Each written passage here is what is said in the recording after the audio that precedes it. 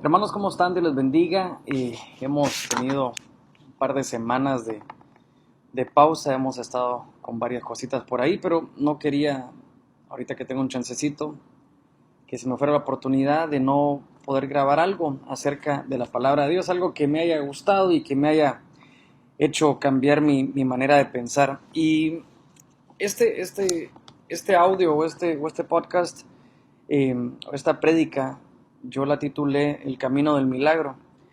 Hay un verso en la palabra donde me gusta mucho, en Marcos 8:22 nos habla de un ciego, ¿verdad? Es el ciego de Betsaida. Y es uno de los versos o de las historias más complicadas de explicar para mí porque se ve cómo se llega al ciego, se saca fuera de la aldea, el Señor escupe en sus ojos, una locura, ¿verdad? Para cualquiera de estos tiempos, ¿verdad? No se entienden esas cosas. Le puso las manos encima y le preguntó si veía algo. Y él mirando dice que ve hombres como árboles, pero veo que andan. Eh, Esto para mí es lo más complicado porque pareciera que es como un milagro de Jesús incompleto. Porque después en el verso siguiente habla que le pone las manos otra vez y dice que fue restablecido y vio de lejos y vio claramente a todos, pero es tremendo el pensar que Dios le hizo falta poder quizás o no lo hizo de manera completa o tantas cosas que no se pudieran entender del todo si se toma solamente de manera literal. Pero yo veo cómo el Señor nos ve, una de las figuras que el Señor nos pone a nosotros, que es que somos como árboles plantados junto a corrientes de agua viva. Y entonces yo miraba cómo muchas veces el Señor lo que quiere es hacer un cambio en nosotros espiritual.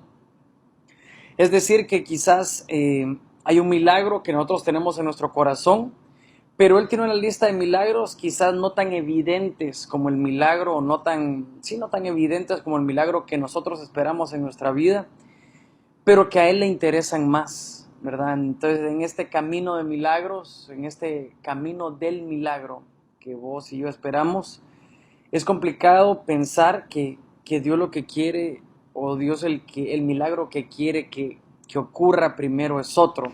Y entonces yo me quiero dar a entender acá.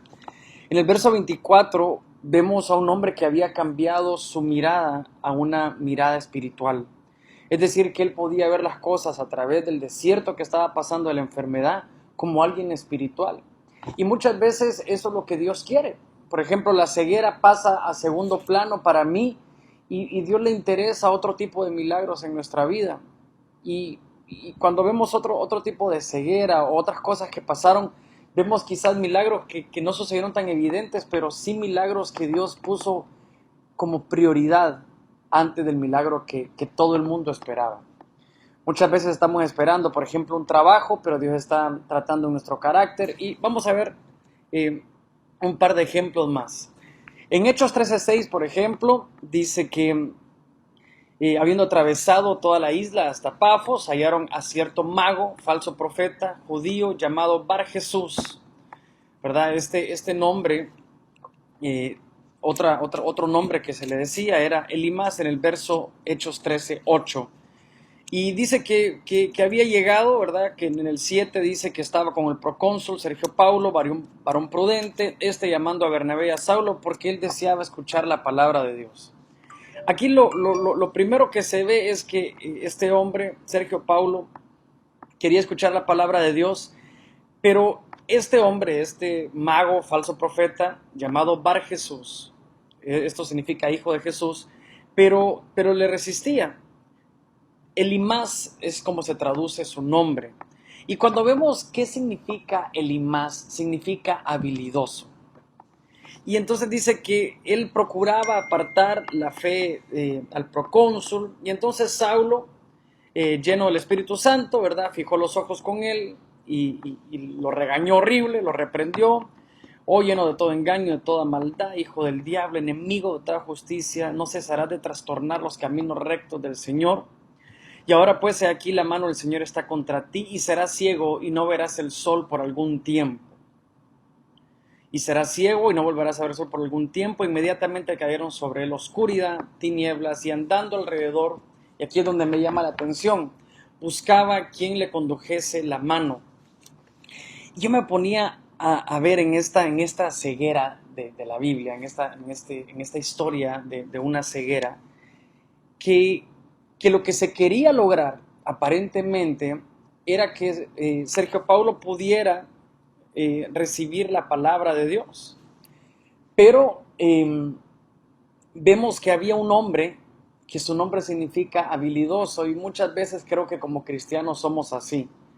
Yo, por ejemplo, por mucho tiempo, siempre había un as bajo la manga, siempre sabía qué decir, siempre sabía cómo salir en caballo blanco de los clavos, nunca tuve yo el problema, siempre había una excusa válida para salir de las cosas, pero yo veo que al final, pues, el procónsul vio lo que había pasado y quedó maravillado de la doctrina del Señor. Es decir, sí pasó lo que todo el mundo esperaba que pasara, que la palabra de Dios Pablo se la pudiera trasladar al procónsul. Pero, ¿qué es lo que a mí me llama la atención? Que antes de que se lograra lo evidente, que era que llegara la palabra, el habilidoso, y más el habilidoso, el que siempre tenía una respuesta, el que siempre tenía unas bajo la manga, dice en el verso 11 que buscaba quien le condujese la mano. Muchas veces estamos en busca de una casa, de un trabajo nuevo, de un milagro, pero nosotros somos habilidosos en lo espiritual, habilidosos en las cosas que hemos hecho hasta el momento. Yo me considero alguien que quizás muchas veces soy mucha excusa y siempre pongo algunas excusas cuando soy mediocre en ciertas cosas o no logro las cosas que me propuse. Pero yo creo que a todo habilidoso le llega su momento de buscar quien le condujese la mano. A todo habilidoso nos llega nuestro momento de decir, necesito ayuda, necesito que me ayuden. Ya mis habilidades se acabaron, necesito que me ayuden. Entonces podemos ver aquí un milagro que quizás no era evidente, pero a Dios le interesaba más, increíblemente, que el habilidoso se quedara sin recursos, a quizás la misma palabra para el procónsul, o quizás la misma ceguera, porque dice que luego recobró la vista, porque dice que iba a estar ciego solamente por cierto tiempo. Así que yo creo que este es un llamado para los que nos consideramos muchas veces habilidosos, que siempre es bueno llegar a una instancia donde Dios te dice, necesitas buscar ayuda, necesitas alguien que te guíe, un hombre de parte de Dios que pueda ser, yo qué sé, si ustedes entienden la doctrina de la paternidad, un padre espiritual para ti, un tutor, un hermano mayor, un primogénito para que te pueda guiar. Por ejemplo, una de las cosas que vemos de las más conocidas, y con esta termino, es Saulo en Hechos 9. En Hechos 9:1 dice que Saulo, respirando una amenaza sin muerte en contra de los discípulos del Señor, es decir, estaba en su etapa de perseguidor de la iglesia, vino el sumo sacerdote y le pidió cartas para la sinagoga de Damasco, a fin que si hallase algún hombre o mujer en el camino, la tuviera traer presos a Jerusalén. Es decir, que seguía enfatizado en ser enemigo de la iglesia. Hay muchos cristianos que realmente son enemigos de la iglesia. Nosotros lastimosamente nuestra cultura es de que si a alguien le va mal, realmente pareciera que estamos esperando que alguien caiga. Pero dice que yendo por el camino, aconteció que al llegar cerca de Damasco, repentinamente, ustedes saben la historia, le rodeó un resplandor de luz y cayendo en tierra y una voz que le decía, ¿por qué me persigues? Y le dice, ¿quién eres, Señor? Yo soy Jesús a quien tú persigues, y dura cosa te es dar cosas contra el aguijón. Y él, temblando y temeroso, dijo esto, que este es para mí otro hit, otro home run de parte de la palabra que me encanta, porque Damasco significa silencio. Eso es importante. Dice que aconteció que al llegar cerca de Damasco, Damasco significa silencio, llega el que siempre está acusando a los demás, el que es simple. Dice la palabra que el simple todo lo dice. Es como aquella gente que escucha un tema y siempre es como un doctor que está recetando y recetando este culto, pero nunca hay un culto para él o nunca hay una palabra especial para él. Entonces este tipo llega en el verso 6, ya estando ciego, dice que temblaba y temeroso dijo, Señor, ¿qué quieres que yo haga? Es importante también llegar a esto, que el acusador guarde silencio y le diga y le pregunte finalmente al Señor, que sus argumentos queden en silencio finalmente, que se quede callado, que no dé excusas, que no juzgue a los demás, que no culpe a otros más por su fracaso, sino que le pregunte al Señor, Señor, ¿qué quieres que yo haga? Y tal vez le pudiéramos echar salsa a los tacos aquí y decir, ¿qué quieres que yo haga diferente? Porque me he dedicado a acusar y a perseguir tu iglesia, que finalmente estamos persiguiendo a Jesús mismo, dice esta palabra. Entonces al final pues le dijo, levántate y entra en la ciudad y se te dirá qué debes de hacer. Me llama mucho la atención que cuando Ananías, ¿verdad?, le es dicho que iba a llegar este hombre y que él iba a ser uno de los que iba a ser como instrumento escogido para llevar palabra a los gentiles, él estaba ciego y lo fueron a traer. Tremendo esto me lo comentó un hombre de Dios, a cual yo admiro mucho. Me dijo, Saulo con su vista natural, es decir, sabiendo o teniendo un plan para dónde ir, iba en contra de lo que Jesús quería. Y muchas veces cuando hay incertidumbre, que no sabemos qué puede pasar mañana, vamos para donde Dios quiere, porque Saulo, una vez estando ciego, es decir, sin tener claro para dónde iba, finalmente iba para donde Dios quería. Vemos uno más, Dios mío, 15 minutitos, espero que logre completar solamente 15. Marcos 10:46, Bartimeo el ciego. Bartimeo, hijo de Timeo, dice, estaba sentado junto al camino mendigando. Una de las cosas que me llama la atención es que no estaba en el camino, estaba junto al camino. Y dice que oyendo que era Jesús Nazareno, comenzó a dar voces y decir, Jesús, hijo de David, había un clamor en él, ten misericordia de mí. Y muchos reprendían que se callase, pero él clamaba mucho más. Aquí podemos ver, así como hay sangre contra sangre, como decía la palabra de Dios, que hay un clamor de la sangre. También podríamos ver que hay un clamor, la gente que no quiere que te acerques, porque la multitud muchas veces es eso. Y otro clamor tuyo que realmente no importa, lo que tú estás es una necesidad real de un toque de parte de Dios. Y entonces Jesús dice, deteniéndose, mandó a llamarle, y llamaron al ciego diciéndole, ten confianza, levántate, te llama.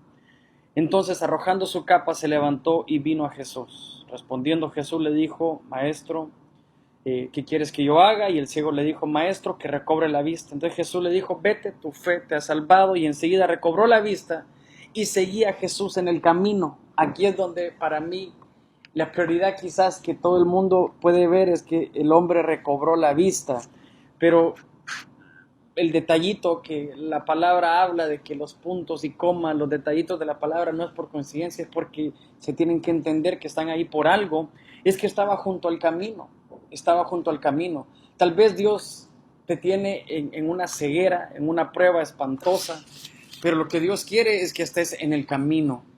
No creo que pueda haber un clamor que, claro que hay un clamor que pueda hacer milagros, yo creo en eso. Pero quizá la prioridad en el orden de milagros que Jesús tiene o que el Señor tiene para nosotros es que regresemos al camino. Y una vez allá, quizás un cáncer, SIDA es lo más fácil. Quizás, con esto termino, era mucho más fácil